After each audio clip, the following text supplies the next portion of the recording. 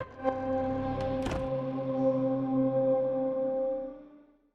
name is Tina Wang, and I'm a lead environment artist on World of Warcraft.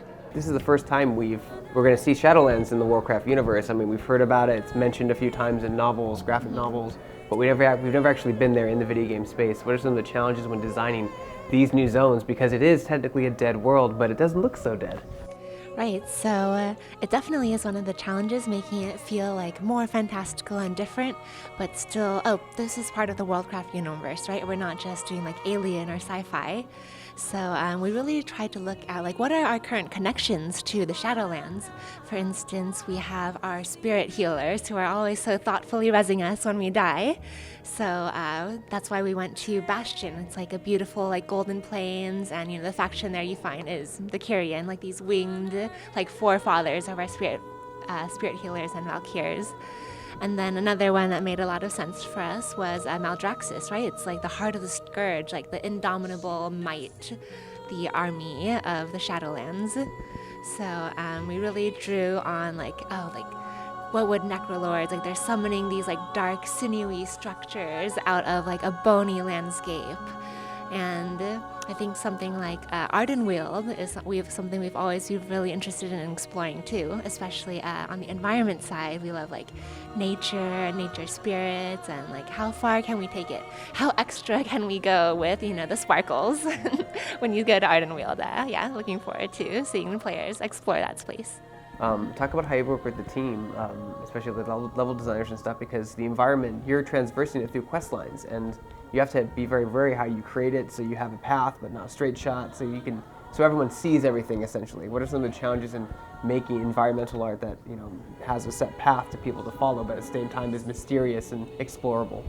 Oh yeah, that's definitely one of our biggest challenges, and one of the things in the Shadowlands that's really we try to do is like all of these spaces, we want it to feel like you're kind of like an infinite space. And we have all of our zones on these, like, they almost feel like islands, kind of like Burning Crusade, but we are doing so much more with things like our skyboxes to make it feel special. But really, I think with Shadowlands, we're just like taking lessons learned with all of our expansions, right? Like this, we still have the same level designers, still calculating like that quest flow and time between the different points of interest. So really, it's on the environment side, we can do things like, when you're in a certain point of interest, we can add more fog to make this space feel more secluded from others, and then you step out over a vista, and then we plan for that like reveal as you walk right over the hill. So things like that.